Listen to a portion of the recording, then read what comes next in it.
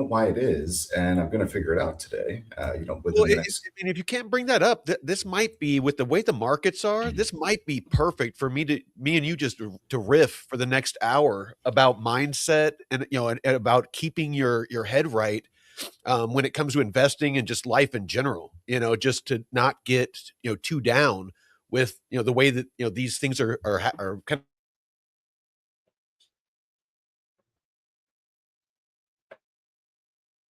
Mike, you there, or is that on my end, or I think Mike froze of. there for a second. There you go. You back with us? Yeah. Yep. Elon decided that I needed to take a minute. So basically, what I was saying is, maybe we just riff for this one. This would be a perfect day to talk about mindset, and just kind of, my experiences, life experiences, and kind of how it shaped me and allowed me to be very resilient. I mean, people that watch me and people that know me, they understand that I'm resilient as shit. Like, I mean, pretty much anything can happen. And I'm going to have a positive mental attitude. I mean, I can be sitting in a muddy hole in the middle of some third world country with, bullets whizzing over my head, and I'm going to be cracking jokes. It's how I'm wired now. So It's, you know what we could do here, Mike. I've got plenty of content ready. It's just that for some reason the SSL certificate is like there's got to be some piece of software that was inadvertently installed on my machine that's giving me problems. But what we can do is I'm actually sharing my screen not right now. yeah. Yeah, Let's bring if that you up. take a look here in As long as it's so working, we can go with the content that we were going to go with. I just thought that your website wasn't working on your laptop. well, it's not. It's not. So I can't get to DeFiUniversity.xyz or the course hub from my laptop because there's some problem with some SSL permissioning on my laptop. So that's a me problem. So I got to fix that. But what I'm sharing with everyone right now, Mike, can you see this? This is the investor mindset course. Yeah, you can. Yep. Okay, so there's a couple of lessons in here that I think would be useful for us on a day like today. And a day like today, hey, Bitcoin is crashing. I guess you could say you could call it a crash. Um, all digital assets are moving sharply lower, and so let's see here, Mike. Yeah, as I'm going through, we've got the foundation building, and this course, by the way, this investor mindset course, this is part of the DeFi University course hub, so this is totally free. Anyone can take a look at this stuff.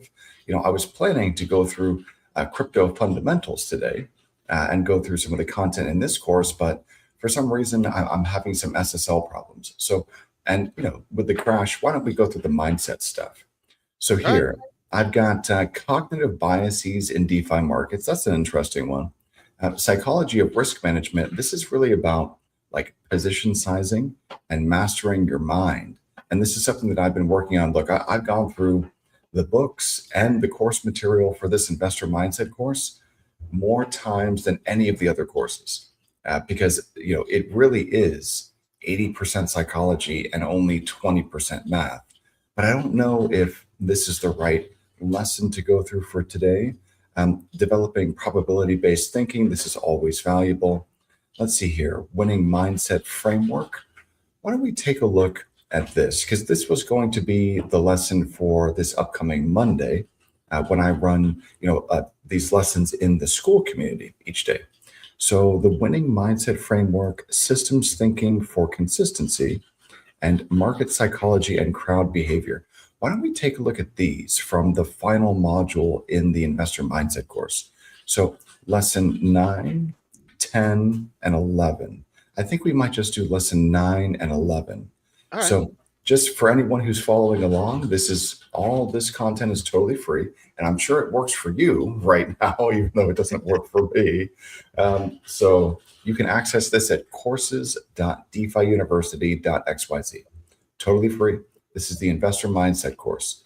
And let's go ahead and see, Mike. Well, and if you want to find this, just an easy way to find it is in every one of our episodes here on the channel and in the description. It's all the links, to Metrics Finance, a free portfolio tracking tool and a liquidity pool simulator. David's courses, it's all down there. All of our social media stuff, and everything that we offer is free. The only thing that we charge for is the DeFi Wise newsletter, and David charges for his live calls. So it's $97 a And month. any private consulting or coaching that people might want. Yeah. Oh yeah. Anything one-on-one, that, because time is money.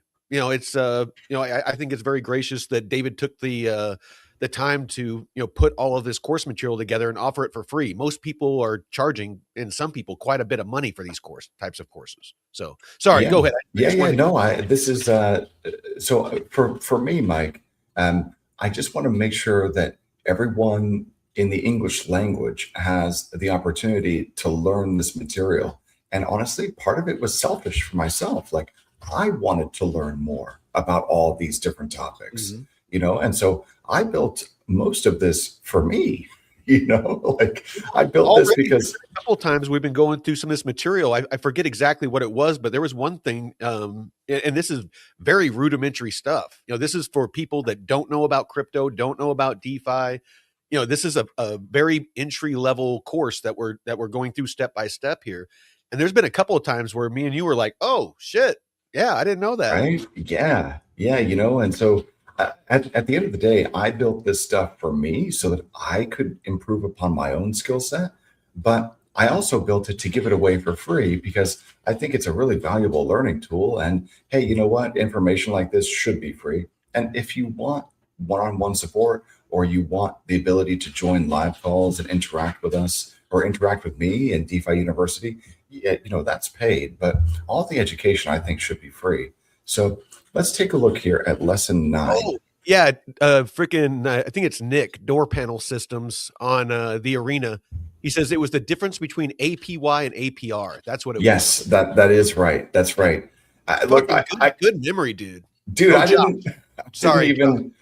didn't even know the difference between APY and APR, but I do now, thanks to this course material. Yeah. So here, let's take a look at this real quick. The winning mindset framework. So just, FYI, all of these courses here are based on books and book material. So if we just hop into the school community real quick, this is still working. I'm not getting SSL permissioning problems for this. And this is free, by the way. If you hop into the DeFi University school community and you go to Classroom, and then from Classroom, if you click on Investor Mindset right here, this is the Investor Mindset course. This is the exact same content, just in school instead of on the website. There's a book reading plan here. So this reading plan, this walks you through all of there are actually 12 books in the that make up the Investor Mindset course. So this will walk you through all 12 of the books in the mindset course. And so there really are like several of these I think are must reads. For example, Reminiscences of a Stock Operator by Jesse Livermore. That is a must read. The Disciplined Trader and Trading in the Zone by Mark Douglas, must read. You could take a look at Atomic Habits, but what I really like more than those are these Thinking Fast and Slow. I think that's Daniel Kahneman, Predictably Irrational, and The Art of Thinking Clearly.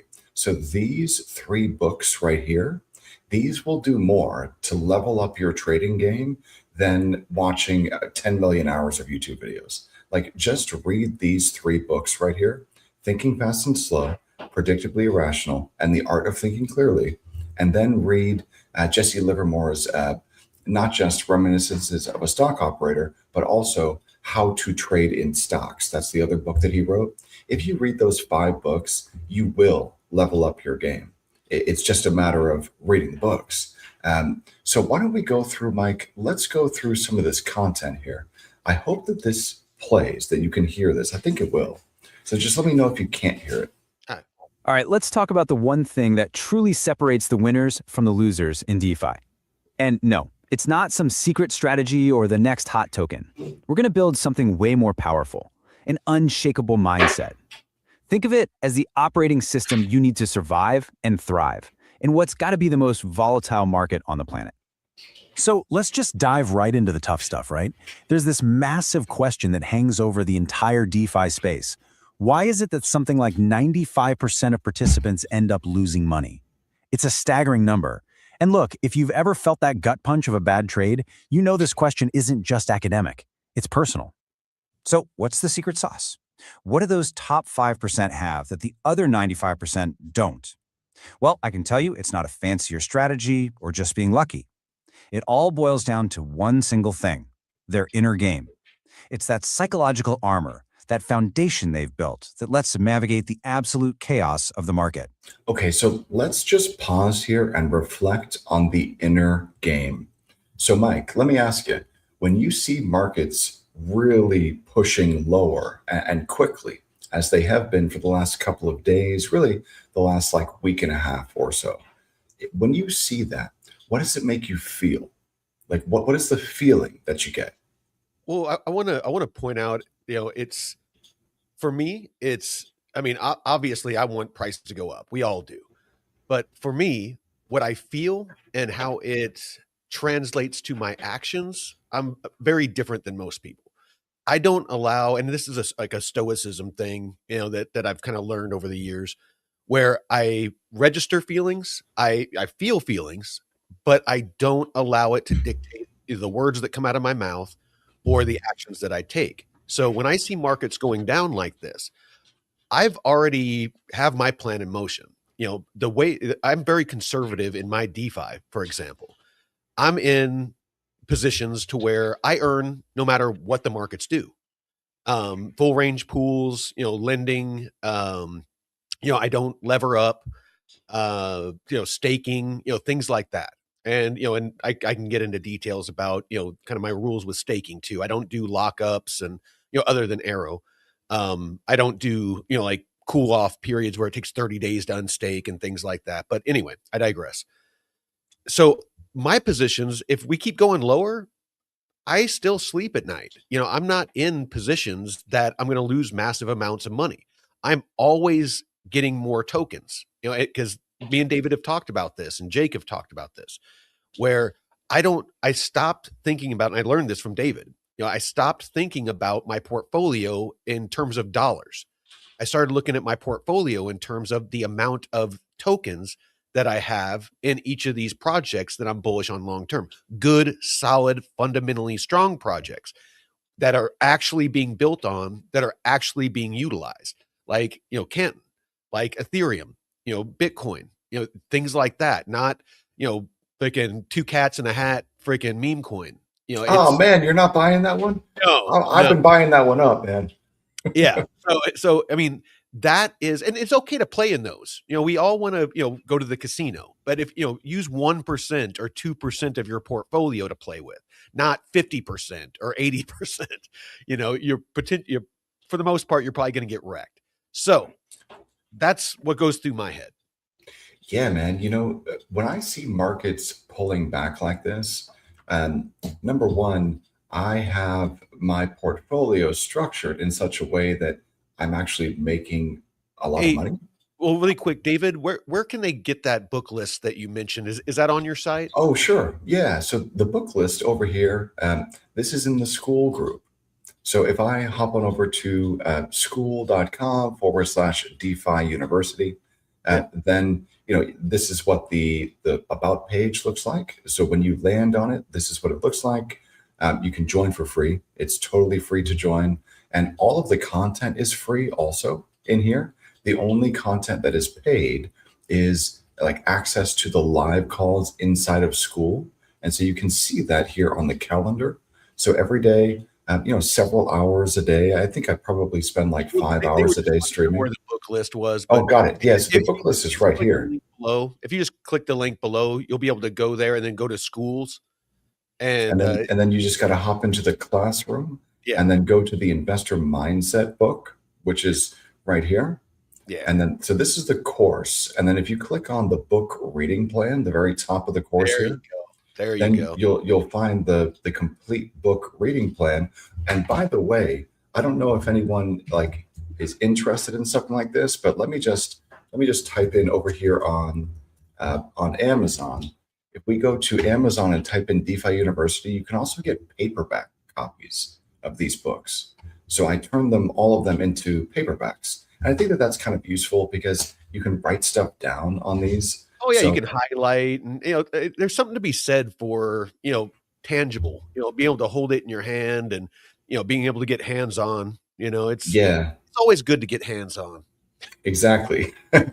So, but on a day like today, Mike, with everything moving sharply lower, and it's been like that for the last like week and a half or so, where we've seen sharply down markets.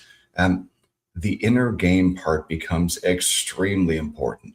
And so, what I have started to do here is I'm thinking about, okay, where do I want to buy? Where do I want to step in and buy? Because I'm not sitting on positions that are just losing every single day. Um, so I've structured my portfolio in that way. And I'm sitting on plenty of stables where when things get to an interesting level for me, I can step in and buy the assets that I'm most bullish on long term. And I buy them spot. I don't buy them with 10x leverage on a perp stacks. No. Okay. you know so this inner game part, this is really important, and the way that you build this inner game is simply through time, experience, and creating a system that works for your emotional state, for your body, really. Like that's what I think it comes down to, is that every individual's body reacts differently to taking risk, because that's what we do when we Fight or operate in flight. deep. Yeah, exactly. Like your body reacts differently to risk than someone else's does. And so you need to know that. And then you need to build a system that works for your body so that you can stick to it.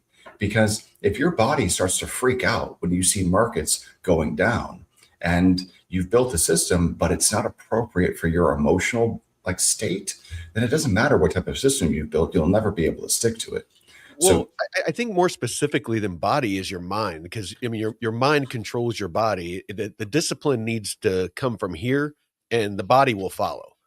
it's This kind of funny that you is say the most, that. this is your most powerful tool. Yeah, man. So it's kind of like the nature nurture debate, like, which came first, the chicken or the egg? Like, is it the mind or is it the body that controls you? And I Well, think a lot of it's hormones and things like that that are released by the brain telling certain glands and things like that to release those things. It's just programmed in our DNA. So yeah, let me give you a couple of examples. So when you're in a trade, let's say, and things are really going well, they're going well for you. Um, do you ever experience things like sweaty palms or nausea or like heart palpitations, like heart racing, or those are things that you usually don't experience when things are going your way. But when things start to move against you, you start to experience all of those things all at once. Many people do anyway. Palms start to sweat, heart starts to race. You might start to feel a little bit nauseous. You might feel fear. Those emotions, they come from your mind first, but your body is what expresses them. And yes, so, they yeah, manifest physically. Yes, exactly. And so knowing that about yourself, you can start to read your own body a little bit, because your or body, others or other people. that too, your body is going to tell you whether your position size is too big or whether you're using That's too what she said. much leverage. That's what she said. Right. So let's get back to the video. Let's play this about the inner game. And that brings us to this huge idea, what we're calling the inner game of wealth. The concept is actually pretty simple, but it is so profound. Think about it like this. Your crypto portfolio, it's just a mirror. Seriously, it's a direct reflection of what's going on inside your head, your beliefs about money, your discipline, your focus. If you can master the inner game, believe me, the outer game, the portfolio, it just kind of takes care of itself. Let's circle back to that number for a second. 95%. I mean, just let that sink in. This isn't just some boring statistic. It's a giant flashing warning sign. It's what happens when you have a weak inner game, one that's totally driven by fear, by greed, and just a total lack of clarity. The whole point of a winning mindset is to systematically, deliberately build the complete opposite of that. Okay, so where do we even start building? So what the video explainer is talking about there with that 95% is that 95% of traders consistently lose. So just let that sink in. I think it's actually higher than that. I think it's probably closer to 98%. 98% of traders consistently lose. And some large portion of traders lose everything within the first 90 days. So that is simply down to not building a system, not understanding your own mind and body, not understanding risk, and probably trading much, much too big. And trying to hit a home run on every trade rather than trying to go for 50 or 100 basis points. People are going for 50 or 100%. So Building this thing. Well, it all kicks off with something that old school thinkers like Napoleon Hill were absolutely obsessed with: a crystal clear, definite purpose. In the middle of all the noise and the 24/7 chaos that is DeFi, this purpose, it becomes your North Star. So I can tell you what my purpose is, Mike. Ever since I was a kid, I wanted to be a professional trader. And that is my purpose here, to be a professional DeFi operator. I've achieved that purpose. And now it's just a matter of being consistent and showing up every day and never deviating from the system. So that's my purpose. Be a tier 1 DeFi operator. Fuck yeah. America. The elite. You're the elite DeFi, like Delta Force for DeFi. That's right, man. It's the one thing that keeps you on track. Just look at the difference here. It's night and day. On the left, you've got the weak purpose. This is where most people live, right? Just this vague wish. I want to get rich. But then look at the right side. That's a strong purpose. It isn't a wish. It's a full-on declaration. It's got a specific number, a hard deadline, a clear game plan. That is the difference between a daydream and an actual plan. Okay, so goal setting here is super important, but the way that you structure your goal is going to determine whether you actually achieve it or not. So here's an example of a poorly structured goal. I want to become a millionaire. Okay, great. That's not going to help you get there. Here's a better goal. Over the next 18 months, I will build a system that aligns with my mind and body so that I can consistently achieve 20% returns in my DeFi portfolio. So you've got a time frame. Do you want me to simplify it a little more? Yeah, please. So like the way that I do it is I have a goal, I learned this in the military. You have a mission, and what we call it, and people laugh all the time, I call it reverse planning. And so if I have a goal, say I want to become a millionaire, then I reverse plan. Okay, I want to become a millionaire. What is the steps that I can take to get there? Milestones. People that are in business understand milestones. And what I do is to become a millionaire, first I got to get to where I'm making a couple $100,000, then maybe, a couple 10 grand, or then maybe it's a couple thousand, and maybe it's a couple hundred, depending on what you're starting with. And then in between those milestones, then it's like taking smaller bites, that old adage of, how do you eat an elephant one bite at a time? Because if you look at it at the whole thing where I'm just going to become a millionaire, it's very overwhelming. It's just, how am I going to get there? But if you do it in smaller bites, and then you're just focused on, forget the rest, forget the millionaire. I'm just trying to make a couple $100. That's a lot easier to plan for, and you can look at that and say, okay, this is what I'm going to do, get $100. I've reached that milestone. Now, how am I going to take that couple $100 and make it a couple $1,000? Okay, I can take some of the lessons and the things that I learned from the first one, and now I translate that over and rinse and repeat. And then again, and then again. And next thing you know, you have tens of thousands of dollars, hundreds of thousands of dollars. If you're doing it right, if your plan is solid. And it's easier when you're making small mistakes, because if you're swinging for the fences all the time, trying to make a couple hundred or a couple $1,000, a couple of $1 million, you're just going to be constantly going broke. Think small, achieve big. No, you're totally right. So I think there are a couple of components to a successful goal statement. You need to define the amount of time it's going to take. Like, a lot of people don't do that. But even if I'm intraday building a goal for myself, I'll say something like, over the next 90 minutes, I will achieve X, Y, and Z by doing these things. So, I give myself a specific amount of time. The second thing is it's something that is always like bite size, like what you were talking about. I'm not going to say like over the next 90 minutes, I'm going to climb Mount Everest. Like that's not, It's got to be realistic. It's got to be realistic, right? Yeah. So it's realistic, it's time bound, and it's something that makes you reach just a little bit. Like you've got to reach maybe 10% above your comfort zone. Not like, something that's unattainable, but just stretch just a little bit, because that gets the dopamine going. That gives you like that reward after you achieve it, which makes you want to go and achieve the next goal and the next goal. So anything great that has ever been accomplished, and look at it throughout history, is people that have pushed themselves out of their comfort zone. Nobody that accomplishes great things just dwells in their little comfort bubble.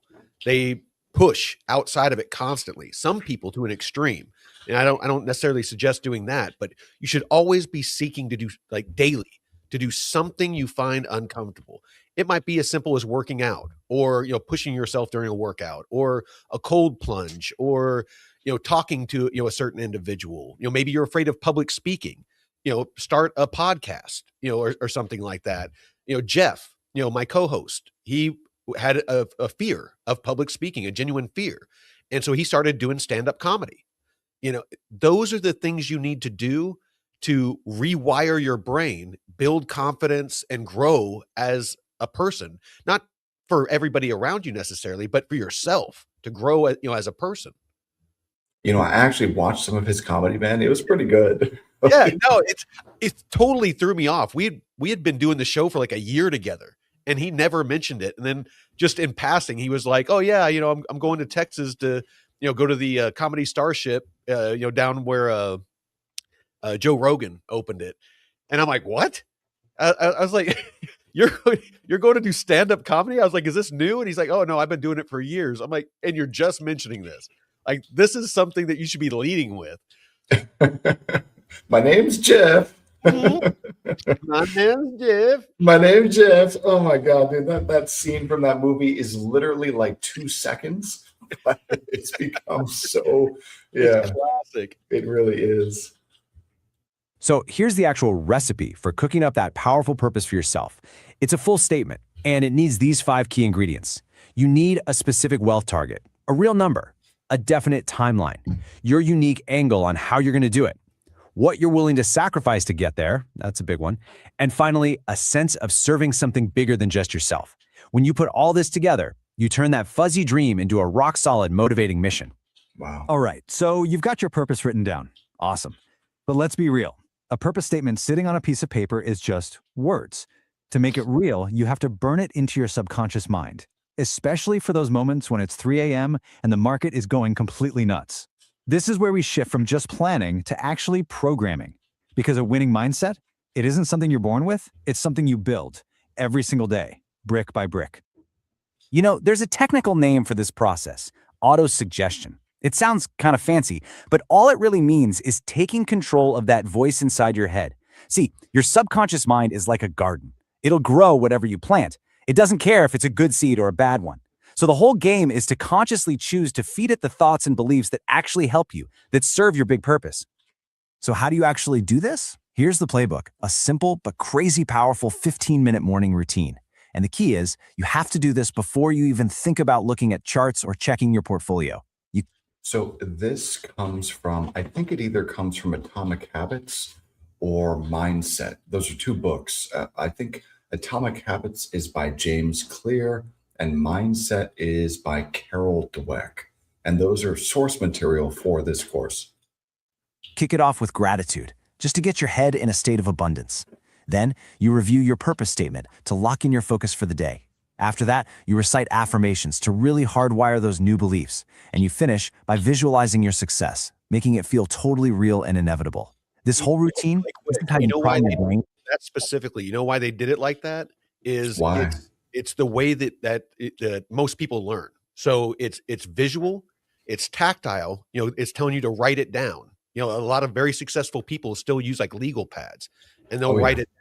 So it's tactile, it's visual, it's audio, you listen to it and you're speaking it. So it's every aspect of communication. So, you're hearing it, you're seeing it, you're writing it down. It more deeply ingrains it into your mind when you do that. It's really powerful, man. So, one of the habits that I, use, I do this just on autopilot every day, is I use a pen and I write on paper. What is this Like pen you speak of? this pen. I mean, I've How do got, how do you you know, pronounce that? I, I've got a notebook. I've got a library of these things, and I write everything down. Whatever it is that I want to achieve, or whatever I'm working on, or when something breaks, like it did This today. this is my pen that's built out of 308 bullets. That's awesome, man. That's awesome. Yeah, finding a good pen, that's part of the pleasure of writing. I use the Pilot G2 07. So Oh fine. man, you got a pilot. Man, Yeah, a dude. fancy. You got fancy. You buy a box of those things. I bought a box of those things like 3.5 years ago, and I wrote through all of them. But yeah, I prefer like a fine ballpoint pen. Absolutely. No, I still I love writing things out. It's just easier. Yeah, yeah, you've got to. There's something about taking pen to paper with your hand that just like cements information in your brain. Well, you have So, to actually write out each letter. I think that's what it is. It's just, the movement of your hand, you're watching it, you're actually writing out each letter, formulating each word. Because with typing, it's almost like autopilot. You're just like, right, right. and you don't really pay attention to what you're typing. I do it all the time. I always make typos because I'm just on autopilot. But with And writing, you're yeah. forced to really pay attention to what you're doing. And now, Mike, with AI, you don't even have to really write anything anymore. You can just, create like a really poorly worded prompt, and the AI will just do the rest. Yeah. If you want to write an email and respond to someone, you could just tell the AI, like, write email good. Dude, honestly, fast forward 10 or 20 years, I think that there's going to be a major issue with people being able to articulate what it is that they want to say, through writing, speaking, all of it. I think that it's going to be like idiocracy. The English language and language in general is going to degrade for people that don't make a conscious effort to write things out and read actual books. I think it's already too late, Mike, because there's an entire generation of kids that are growing up with smart devices, with screens, with Mhm. AI. And so what I've heard from teachers is that these kids have like it looks like some type of dopamine disorder where they literally can't focus. They Yeah. can't. You remember going to school, and when the substitute teacher would show up, everyone would be so happy because that meant you put in a movie on the VCR and you could Yeah. sit and watch a movie for 45 minutes. Well, David just dated us. He's like VCR. dude, like, but nowadays, like, the kids can't even sit for 45 minutes. Like, watching a movie is too long because they don't have the attention span for that anymore, because the phone or the tablet that they grew up with from 18 months old, that phone or tablet, all of the short form content on there has literally like rotted your dopamine center. So you can't focus for 45 minutes. And so it's like how are kids going to be able to do anything if you got an AI that you can prompt with like grunting sounds, and it will give you like the most beautiful paper in the world? Yeah. Like, dude, we're screwed. We're Yeah. screwed. So let's play this content. To make smart, disciplined decisions all day long. And if you're thinking, okay, but what do I actually say? Don't worry. Here are a few really powerful affirmations designed specifically for DeFi. Now, notice what's going on here. These aren't about wishing for some 100x moonshot. No, they are about programming profitable behaviors. They're about shifting your identity. You're not just repeating empty words. You're literally becoming the kind of person who makes decisions based on logic, not emotion. Okay, so Mike, what do you think about these affirmations? Maybe something like market volatility creates opportunities for patient capital. that kind of applies to today, don't you think? Mhm. I learn and improve from every trading decision. And this is for you, Mike. I make investment decisions based on logic, not Yes. emotion. You Yes. know? The I person who I'd sees say I don't make opportunity any won't. decisions based on emotion at all. Yeah, emotion makes you make really poor decisions. Yeah. Like, try making important decisions when you're angry or when you're sad or when you're euphoric. You're not going to make good Well, decisions. again, it's chemically. It's the reason is because deep in our DNA, back when we were running from freaking predators and stuff like that, you're emotional fear, and so it forces you into your baser instincts, and adrenaline and things like that. It forces your body to where you lose the ability. Most people lose the ability for finer muscle movements. You'll get that kind of that tunnel vision. You get that fight or flight going, and your gross motor movements are heightened. So like the power, not the that's why it's so hard if you're in a state of fear or anxiety to do fine motor skills. So it's always good, and I'll just kind of end with this, but it's always good if you find yourself getting overly emotional and you need to make a decision to take a step back, take a couple of breaths, get your head right, calm down, and then formulate how you're going to, react. Exactly. Exactly. You can't make decisions in an emotional state. It will always turn out poorly. Mm. Everyone else is panicking. This is how a professional thinks, not a gambler. So, once your mind is programmed for focus and you're feeling resilient, it's time to give yourself a real weapon. Because let's face it, DeFi is a cutthroat arena. If all you have is general surface level knowledge, you're just going to become exit liquidity for someone who knows more. To really win, you have to build an unfair advantage. And that advantage, it comes from one place: specialization. Look, let's just be blunt about it. General knowledge will only ever make you average. It's specialized knowledge that creates real, actual alpha. We're talking about going so deep on one specific corner of DeFi, whether it's a protocol, an ecosystem, whatever, that you start seeing things that everybody else misses. That is where you find your edge. Yeah. So, you got to ask yourself, what's going to be your domain? What are you going to master? Maybe you're the person who becomes the absolute go-to expert on protocol analysis. Or maybe you get obsessed with finding the absolute best risk-adjusted yield out there. Or maybe you've just got a knack for reading market cycles. It doesn't matter which one. The key is to pick a lane and go a mile deep. Okay. So, you know who the market cycle master is? I think that's probably Benjamin Cowan. He's really, really good at reading the market cycles. As far as a technical analysis specialist, I really like Gareth Soloway. As far as a yield optimization specialist, I would say that that's probably like Stephen TCG. Emerging sector identifier and protocol analysis. I'm not quite sure. I'm sure that there are well-known YouTube and X, guys and gals out there who are sector identifiers and protocol analysis experts. Just doesn't really come to mind right now. But yeah, if you don't have this specialized skill set, then learn from someone who does. This stuff That is free. honestly, David, I'm glad you said that. That is a massive, massive life hack. So if you lack the skills, and there should be no shame in that, admitting that you need to improve in some way, that you need to grow, at some aspect of you that you want to grow.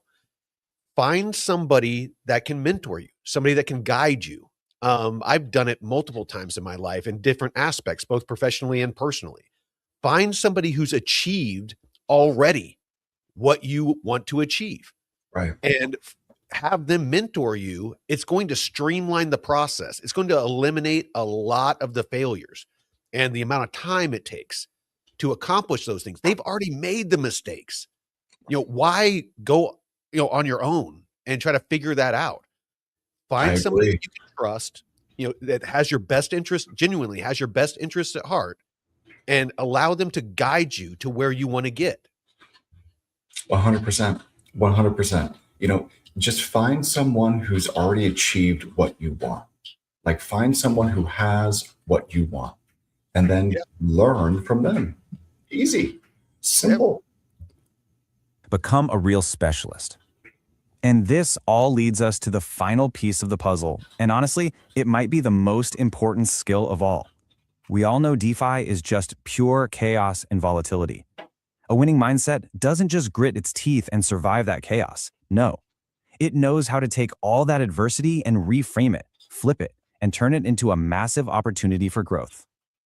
I love this quote because it just nails the whole idea perfectly. Think about it. The market's going to do what the market's going to do. There will always be red days, big crashes, and periods of total uncertainty. That's a given. But those things only have the power to actually wreck your portfolio if your reaction to them comes from a place of panic and a victim mindset.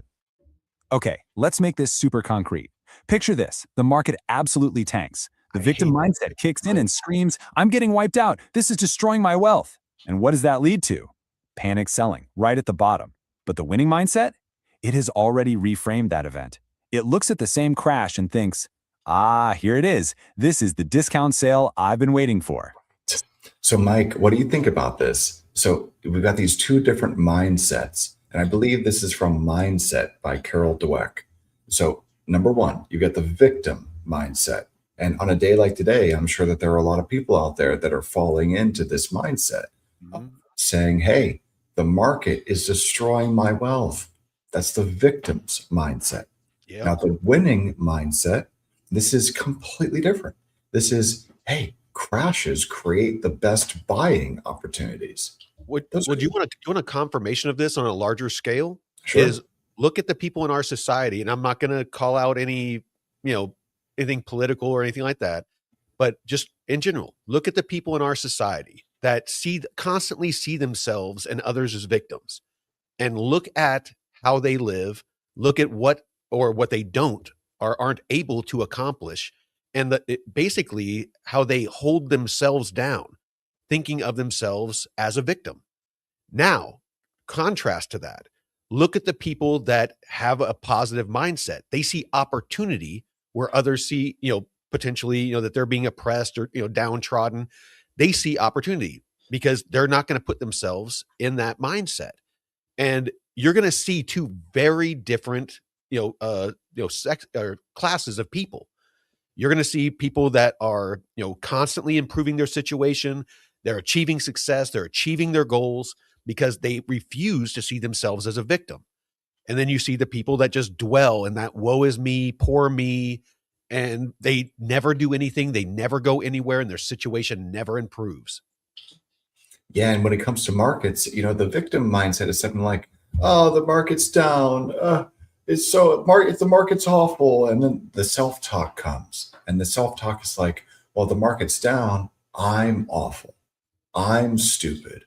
I made the mistake. And then you just blame the market and you learn nothing from it. But the winning mindset is completely opposite. That's key, David. What you just said is because it causes their focus to be on the wrong thing. They're focusing on that emotion, internally on themselves, poor me, I lost money, whatever, instead of focusing on what happened. Okay, I planned, what went wrong with my plan? Why is it that that trade went poorly for me? Thinking logically and dialing into the math, dialing into the charts and, figuring out where did I make the mistake? Don't focus on the loss, turn that, event into a learning experience and become stronger and better.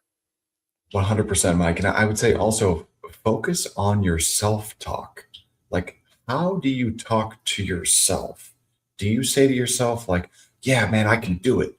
Or do you say to yourself, I'm stupid and I can't do it? Like, that's completely different. Some people say the worst things to themselves in their own heads. Their self-talk is very negative. But if you were to listen to my self-talk, Mike, My self-talk is like, you're awesome. Like, that's, Oh, dude, you know, I'm both. Like, being in the military, like me and my buddies, we constantly talk shits. Like if we're working out, and somebody's struggling, it's like, freaking if you don't finish that, that set, then then you're a homo. You like cock. We'll just talk, total shit on each other, to push each other. It's in a very positive. It's meant in a very positive way, but it's just a way to to motivate. But yeah, you should never get in the habit of down talking yourself. There's enough people yeah, out there that are going to do that for you. yeah. You Don't do that to yourself. Yeah.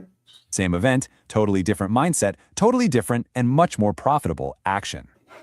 And what happens when you take a personal loss on a trade? The victim sees that loss, and the inner voice says, see, I'm terrible at this. I'm a failure. And that just crushes your... Wow. So this is just a great example of that horrible self-talk. So, when you're trading or investing, losses are part of the game. Like, that's an unavoidable part of the game. If anyone ever tells you that all they do is win, well, they're they're lying. lying. Okay. First and foremost, they're lying. They're lying. But also, like, when you sustain losses, the way that you talk to yourself about it is going to determine whether your mindset improves or whether you continue to deteriorate. If you say, after taking a loss, if you take it personally, you say to yourself, I'm terrible at this, I keep losing, I'm a failure. Well, what do you expect to happen on your next trade? You're going into it with this horrible mindset. Well, that's emotion. Yes. You need to sit down and, again, put pen to paper and do a debrief. Like on any learning experience, after, I always do a debrief, and I'll sit down and I'll basically write out, bullet points of, this is, what did I expect to happen? And this is another thing I learned in the military, an after action report, an AAR is what it's called. And you sit down by yourself or, with the group that did the training event or whatever, and you say, okay, what was it that we were supposed to accomplish? And you make sure that everyone understands what you were supposed to accomplish. All right. Now, you want to end on a positive note. So you have that positive mindset. So what went wrong and what could we do better next time? And you go through and just, everybody or yourself, you write out, hey, this is what went wrong. This is, what we could improve, things like that. And then, all right, now what went well? Even though it came out to where the end result wasn't what we desired, or it was a total failure, there is always things that potentially went well. So write out, okay, yeah, no, this actually went well. This went well. This went well. And then it gives you a full picture logically with facts and logic, no emotions. You can look at facts and logic and say, okay, now I can figure out, why did that mission not get accomplished? Why did we not get the end result that we desired? And you can keep that almost as a journal, for all your failures. And you can look back at those to ensure that you don't make the same mistakes twice. And you can use that to reshape your future actions. So, Right, man. And so that would be something like, when you have a loss and you're going to, rather than saying, I'm terrible at this, I keep losing, I'm a failure, rather than doing that, you would say something like, I'm paying tuition for superior judgment. And look, market tuition is something every trader and investor pays at some point. So Steve-O says, I debrief my wife every day after all my mistakes. Dude, I know you're lying. She debriefs you about all your mistakes. Yeah, man. I don't know that you really want to be debriefing your significant other about all of your mistakes. Don't debrief you. Don't worry about it. Give them 5 minutes.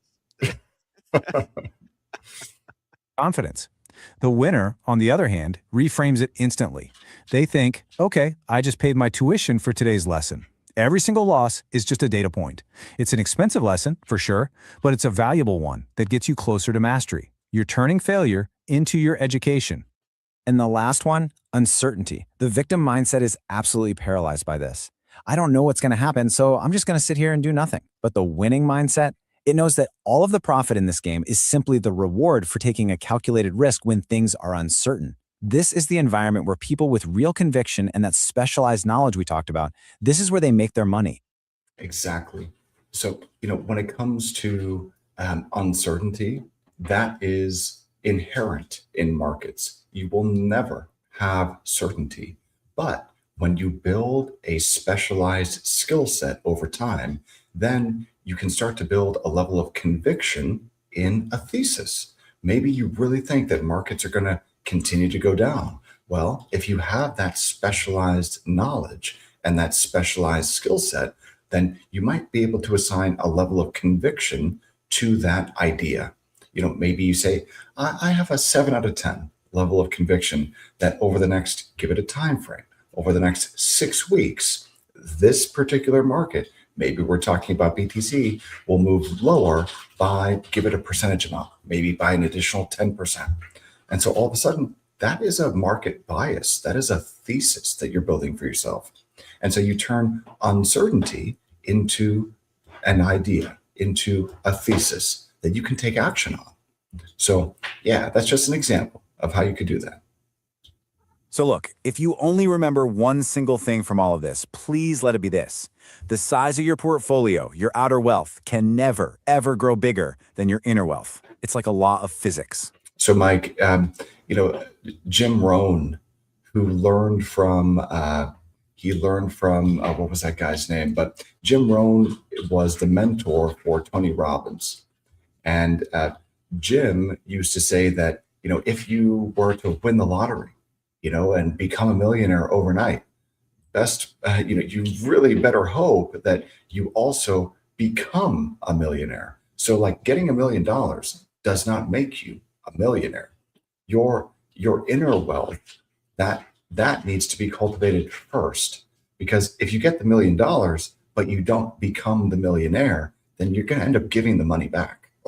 You're not going to keep it. That's not how it works. So yeah, that's really interesting. What was it? Earl Shoaff. So Earl Shoaff was the mentor for Jim Rohn, and Jim Rohn was the mentor for Tony Robbins. And so really, really valuable stuff there. You've got to become the millionaire before you can keep the money. You have to build that inner foundation first, the purpose, the discipline, the resilience. You do that, and I promise you, the outer wealth has no choice but to follow. Right. And hey, this isn't just some interesting theory to think about. This is a call to action. They say it takes about 66 days to lock in a new habit, right? So your 66-day challenge starts right now, tonight. Before you check Twitter, before you do anything else, sit down and write out your 5-part definite purpose statement. This is it. This is the very first and most powerful step you can take to build your winning mindset. Cool, man. That was really great. Let's take a look at some of these steps here. So Yeah, we still got about 6 minutes. awesome. I kind of want to play this video actually. Market psychology. Yeah. Contrarian guide to DeFi. I love the psychology part because honestly, like success as a trader or in DeFi, I think it comes down to mastering this thing. Always. Your mind. Every aspect of life. It really does. Wild world of DeFi, your biggest enemy, it's not some crazy volatility or a bad actor. Nope, it's your own emotions. So today, we're going to build a playbook to master that market psychology and turn that predictable human behavior into your greatest advantage. Let's just dive right in with this classic from the legendary trader Jesse Livermore. See, he knew something crucial. The crowd, driven by fear and greed, literally creates the opportunities that disciplined investors can jump on. Our goal? It's to pinpoint those exact turning points and actually do something about it. Seriously, think about it for a second. Have you ever bought right at the peak of all that excitement only to turn around and sell in a total panic? Or maybe you felt that FOMO, that fear of missing out, so intensely that you just threw your whole strategy out the window. Look, if that's you, you are not alone. And that is the exact problem we are going to solve today. Okay, so here's our game plan. First, we'll hit the core philosophy, the big idea. Then, we'll map out the market's emotional cycle. After that, we'll build a dashboard to track what's happening. Then, I'll give you 3 simple rules to follow. And finally, we'll lock in that contrarian mindset for good. All right, first up, the contrarian premise. This is the big idea that powers this entire strategy. So here's the deal. DeFi. It's a market just flooded with human emotion, right? You've got everything from pure euphoria to total despair. And these feelings, they create super predictable patterns. Can you A real maximize that? contrarian doesn't get swept away by What's that, Mike? Can you maximize the video? I can't. Oh, okay. It won't Sorry. open it up. Yeah, I wish I could. all that FOMO and fear. Now, they learn to profit from it by systematically doing the opposite of what the herd is doing at those emotional extremes. But to do that, you're going to need a map. So let's take a look at the market's emotional cycle, which you'll see is surprisingly consistent. You know, pretty much every market cycle follows the same emotional path. It kicks off with what we call stealth accumulation. That's when the smart money is getting in, but quietly. Then it grows into awareness, and then full-blown enthusiasm. The peak, that's just pure greed. Then as things start to turn, you get denial, and finally it all crashes down into fear and despair, which, of course, is what sets the whole stage for the next cycle to begin all over again. So, Mike, where do you think we are in this current market cycle? I think we're in fuck my life. What's so powerful here is looking at these two extremes side by side. In phase one, during that stealth accumulation, what's everyone saying? DeFi is dead. That right there is your signal to start building your positions. Now contrast that with phase four, the greed phase. The mantra is, this time is different. Everyone's euphoric. Well, that's your cue to start taking profits. So I'm starting to think about where are the levels where I can start seeding new positions, right? And when things start ripping higher again, maybe towards the end of this year or early next year or something like that, then I'll start to think about, okay, where do I start to exit? But you can't get a good exit if you didn't first get a good entry. Yes. Just remember this. Smart money buys the silence and they sell the noise. Okay, so we've got the map, great. But how in the world do you know where you are on that map in real time? Well, that's where our tools come in. We're going to build what I call a sentiment dashboard. And the core of that dashboard is something called a sentiment indicator. Now, this isn't about your gut feelings. This is about hard data. A sentiment indicator takes these fuzzy concepts like fear and greed, and it turns them into actual, measurable signals that you can act on. And this table breaks it down perfectly. I mean, look at the social signals. Greed, that's when you see Lambo memes everywhere and mainstream media hype. Fear, that's a flood of DeFi is dead articles and just crickets, low engagement. And on-chain, greed can look like these totally unsustainable APYs. Fear, on the other hand, might be when the TVL, the total value locked, has been dropping for months. Your job is to watch these signals, not just the price chart. Now, this is absolutely crucial. Not all market activity is created equal. You have to learn to separate the signal from the noise. And that really means distinguishing between two groups. Smart money, we're talking VCs, protocol devs, big established funds, and loud money, which is basically the retail hype machine, driven by influencers and whatever's trending on social media. And this chart here shows you exactly what you're looking for. The absolute best time to buy is during that accumulation phase. See how smart money activity is high, but loud money is basically nowhere to be found? And on the flip side, the best time to sell is when the loud money is at a fever pitch. And the smart money, well, they're quietly heading for the exit. Pause Yeah. that real quick. Okay. I want to share something that verifies what this is saying. Gotcha. I am always pointing to this. So this is RWA.xyz. This is tokenized real world assets. This is what's going on right now. And, historically, there's still massive amounts of assets being tokenized. This is exactly what the video that David's playing right now is talking about is, prices are dumping. Retail is panicking. They're selling. What do you think big money's doing? What do you think smart money's doing? They're building and they're stacking. So I just wanted to share that real quick. Yeah, no doubt, Mike. I mean, I would say that smart money is probably thinking about starting to maybe nibble on the long side down here a little bit, with Bitcoin at 66K and ETH, trading, it looks like, I'm just checking the mark price, 1955, Solana at 8260, XRP at $1.25, Link at 8.34, Sui at 93 cents. Gold down a little bit today too. I think silver's off a little bit today also. Just taking a look at these patterns here, it's still not accumulation territory though, in my opinion. What do I do? Yeah. So David, let's end on this. What is the next level of support that you see for Bitcoin? 58K. 58K. All right. That's a great way to end this. So alrighty, man. I appreciate you, David. I'm glad that you were able to make it because, they just would have had to have listened to me for an hour, get on a soapbox and talk about resilience. So no, man, I'm always going to show up. I would have called in from my cell phone. It's just I've got to fix the SSL certificate problem on my computer. It's a me problem. So I'm going to fix it, man. We'll be good to go for tomorrow. All right. Well, I appreciate you all. And tonight, if you want to join us at 6 p.m. Pacific, 9 p.m. Eastern, David, if you can make it, that'd be awesome. It's going to be myself, Jeff, possibly Drew from Blockchain Basement, and David. And I might see if Colin can make it.